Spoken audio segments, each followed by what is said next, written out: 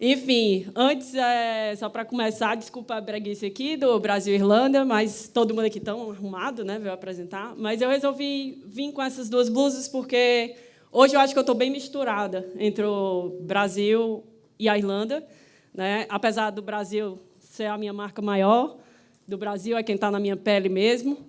E eu, vendo a minha história aqui na Irlanda mesmo, tenho orgulho de ser brasileira, mesmo com o país passando pelo que está passando, né? Mas eu faço questão de divulgar o nosso país aqui. E então, começando, né?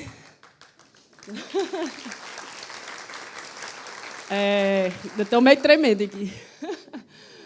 Tá bom. Então, partindo lá da parte do Brasil. Eu já exercia, trabalhei 3 anos numa empresa que também é multinacional, na parte de TI. E eu assumi desde que eu entrei lá, eu assumi uma posição de liderança na parte de testes e depois fui crescendo lá dentro, peguei a parte de gerenciamento de projetos. E era muita cobrança, como a gente sabe no Brasil, aquela coisa assim, você chega ao fim de semana, você ainda está pensando nos problemas, tentando resolver, a responsabilidade muito grande, mas eu tinha minha estabilidade, tinha uma vida excelente lá, uma vida muito boa. Só que eu estava de saco cheio. E, ao mesmo tempo, problemas de coração e tudo isso ao mesmo tempo. Eu disse, estou de saco cheio, vou embora, vou para a Irlanda, vou fazer um intercâmbio. Antes disso, em 2013, talvez seja bom falar isso antes. Em 2010, eu perdi uma vaga por conta do inglês, para trabalhar em Recife. Recife é um polo digital, né? E eu fiz uma entrevista dentro do carro, na vaga do estacionamento do meu trabalho, eu estava trabalhando no momento, quando a mulher começou a perguntar, gente, não estou entendendo nada. Enquanto ela falava, eu não prestava nem atenção, porque eu já não estava entendendo e já não sabia o que eu ia responder. E, enfim, obviamente não fui aprovada. Ela disse que eu tinha o skill profissional, mas eu não tinha o inglês. Então, aquilo ficou na minha cabeça, né? Mas, logo depois, eu comecei a namorar, e os planos mudaram. Depois, eu terminei, voltei os planos. E aí eu digo... Aí vim para a Europa a passeio, conheci Londres e Paris e, obviamente, me apaixonei por Londres, né? E pensei, quero morar em Londres. Voltei, eu digo, vou levar uma comigo. Eu não vou sozinha porque eu não tenho coragem. Aí cheguei lá na empresa, vou carregar alguém.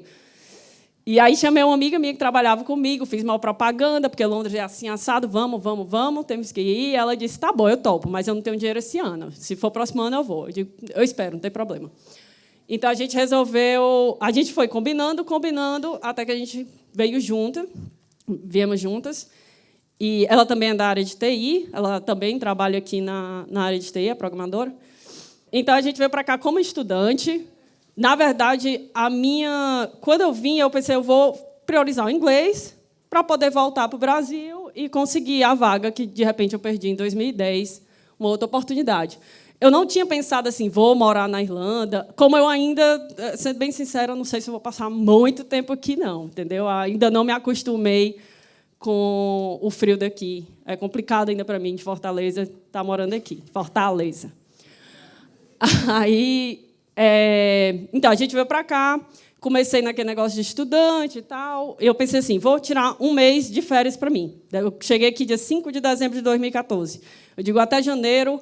Vou curtir, eu trouxe 5.000 euros comigo, e uma coisa assim, que talvez eu ache importante é vocês botarem objetivos já desde o início. Foi isso que eu botei para mim. Eu disse, eu tenho 5.000, se eu não fizer ele render, eu vou voltar para o Brasil, nem que seja 2 meses, 3 meses, e ponto final. Ou eu faço ele render, ou eu não tiro mais R$1 do Brasil. Então, isso me motivou a buscar alguma maneira de receber algum dinheiro. Quando foi em janeiro, aí veio o networking, que eu acho que isso é importantíssimo, né? Eu fui para um churrasco, e aí eu conheci uma brasileira que era cleaner aqui, e ela me contou como foi que ela conseguiu os clientes dela. Ela disse, tu vai no Gumtree, assim, você pode publicar a vaga que é paga, mas, se você não quiser pagar, que é, obviamente, a nossa situação, que a gente não quer gastar €1, que faz diferença, né? Você publica 3 vezes por dia, que aí sempre fica nos tops, lá da lista. Aí eu digo, beleza, não estou fazendo nada, só faço estudar mesmo, fico publicando, né? 10 vezes, se for necessário. E aí ficava lá publicando, e nisso eu fui conseguindo alguns clientes, fui fidelizando alguns clientes. Aí acabou que eu acho que eu já tinha, às vezes, tinha semana que eu tinha quatro faxinas na semana. E, às vezes, isso foi complicado um pouco, assim, mexe com o psicológico da gente, porque, quando eu falei para minha mãe começou a chorar no telefone. Ela, como assim você saiu daqui, você tem pós-graduação, você tinha um baita do emprego, casa, comida, roupa lavada, carro, tudo, e agora nunca limpou uma privada aqui e vai limpar a privada dos outros. Entendeu? Eu digo, pois é, a vida ensina, né? E isso também é outra coisa. Muita gente pensa assim, mas eu não sei fazer, não sei. YouTube ensina. O que o YouTube não ensinar, o Google ensina. Pode ter certeza. Eu botei exatamente isso. Como limpar privada. Eu juro para vocês, eu botei isso. Eu não sabia como é que fazia. Eu não sabia. Exatamente isso.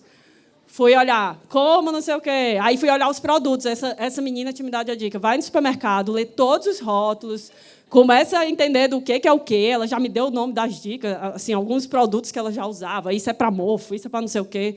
Eu disse, pronto, anotei tudinho, ia lá com meu caderninho na hora, olhava, e pronto. Fazia um trabalho fuleiragem, como diz na minha terra, mas de alguma forma, eles gostaram e me chamaram para ir de novo. E aí, pronto, depois que... Nesse negócio de cleaner, o que aconteceu? Eu me mudei para o centro, porque eu já morei depois de Tala. Acreditem, existe em Dublin 24 aqui. Existe. Em Jobstown. E aí, depois eu mudei para o centro, o aluguel ficou mais caro, né, dobrou. E aí eu pensei assim, não, agora eu acho que eu já estou pronto para ser garçonete. Já tenho um pouquinho melhor de inglês e tal. Já dá para ir para... Mas não queria voltar para a minha área ainda. Estava de saco cheio, de abuso, digo, não vou. E aí comecei a procurar hotel, não sei o quê, mandava para restaurante, o que foi. E consegui talvez seja bom falar isso, porque não só porque foi um pouco engraçada a situação, mas é porque eu acho que o que é importante é você dar a cara a tapa. Você arriscar, aí você vai errar, aí você vai levar um não, aí você vai não sei o quê. Aí você se desmotiva, mas você vai de novo. E como eles disseram, a cara de pau é o que mais vale. Porque eu não sabia de nada e meu currículo era uma mentira atrás da outra. Era uma sequência de mentira. Eu tinha trabalhado no melhor hotel de Fortaleza, restaurante de sushi, de não sei o que, japonês, tudo. Mas era tudo mentira. Já tinha uma menina, uma amiga minha que falava inglês em Fortaleza. Se alguém ligasse, ela era referência para todos os empregos. Entendeu? Já estava tudo esquematizado. Então, acho que assim, o importante é estratégia e foco, né? Então, aí eu fiz uma experiência nesse restaurante. Ali fica na Talbot, é um restaurante italiano. Não lembro o nome. Mas aí eu cheguei lá, a gerente me deixou bem solta. Ela disse assim, olha, você vai ajudando aí as garçonetes. Tá certo. Não mostrou o menu, não mostrou nada. Aí eu cheguei lá, vou ser proativa, né? Mostrar aqui que eu vou desenrolar aqui para ela. O que é que aconteceu? Tinha uma mesa com duas irlandesas lá, comendo. Chegou uma garçonete, tirou os pratos eram gigantes. Eu deduzi que era main course e já fui oferecer a sobremesa. Só que não era. Elas estavam comendo a entrada ainda. E aí elas disseram, não, foram bem rudes comigo. Elas disseram assim, a gente nem comeu o main course ainda, não sei o quê. Aí a gerente foi lá, pediu desculpa, porque eu era abestada. Enfim. E aí, abestada do Ceará. E aí eu digo, eu já comecei a rir no momento que eu digo, já lasquei daqui mesmo, né? Quando eu saí de lá, eu já liguei para minha mãe, aconteceu isso, não sei o quê. Aí ela, nesse momento, ela já estava um pouco mais flexível, já estava rindo comigo, né? Meu pai já era o oposto. Quando chegar aqui tem um monte de faxina para fazer, não sei o quê. Meu pai já era o oposto, vai criar marra, né? Virar gente. Aí, pronto, aí eu consegui parar no D2. Acho que a maioria aqui talvez vocês conheçam, que é perto ali da Dices, né? Eles fazem muitas festas brasileiras também. Como é que foi para lá? Eu estava na aula, pedi para o meu professor para sair para fazer a entrevista. Fui fazer a entrevista. O que eu acho que é uma boa dica para vocês. Criem, já no meu caso, talvez seja muito de vocês que não têm experiência nenhuma com aquilo, cria uma história na tua cabeça, mentaliza, decora ela, visualiza ela na tua cabeça e conta ela, entendeu? Foca nela, faz de conta que você realmente viveu tudo aquilo. Então, para mim, foi um guia. Quando ele me perguntava, como é que foi, como se você se saía dessa situação? Eu já tinha a história toda na minha cabeça montada, não precisava nem pensar na hora. E consegui a vaga lá, comecei a trabalhar como garçonete, né? Tinha mais brasileiros lá também, acho que tinha mais 3, e foi aumentando o network, etc. Só que eu cheguei num momento de exaustão física, né? Eu não estava mais aguentando. Eu trabalhava de 10 da noite às 6 da manhã. Então, até eu ir dormir, era mais ou menos às 7h30 da manhã, porque eu tinha que tomar café da manhã e tal. Dormi. Tinha que acordar às 11h30, ou seja, eu estava dormindo praticamente nada. Por quê? Porque eu tinha que fazer o almoço e ir para a aula de tarde, né? Quando terminava a aula, aí foi quando eu comecei, que eu já estava no meu limite, esgotada fisicamente, eu disse, eu vou começar a procurar na minha área. Agora é o momento de eu voltar para a minha área. Cansei de trabalho mais operacional, eu preciso estar em escritório, eu quero estar sentada, não aguento mais ficar andando, perambulando para um lado para o outro. Recolhendo copo. Vômito eu nunca limpei, porque eu sempre fugia. Na hora que eu via que alguém tinha vomitado, eu era a primeira a pegar o beco para não estar ali por perto. Esse eu não chegava a fazer, não. Bom, aí eu estabeleci a estratégia seguinte: vou aplicar para as áreas, né, para a minha área. Começar a olhar qual é o skill que eles procuram aqui. Aí comecei a olhar a vaga no Job.io, né, no Indeed, olhei no Monster, que tem muito para tecnologia, né? Aí, só que isso consome um tempo do caramba. E, às vezes, você pensa assim, não sei o que, é tão cansativo, mas, olha, é todo dia. Você tem que fazer daquilo, é uma rotina de trabalho. Eu pegava, mesmo trabalhando de 10 às 6, dormindo 3, 4 horas, indo para a aula, quando entre a aula e o meu horário do emprego de novo, era o momento que eu estava lá, aplicando para a vaga. Tudo que era vaga. E aí começou a minha saga com os recrutadores. A maioria, o que acontecia? Passava meia hora comigo no telefone e tal, não sei o quê, respondia, nananã. Quando chegava no final, qual é o seu stamp? É o de estudante. Tá bom, qualquer coisa a gente lhe liga. Nunca ligava de volta, né?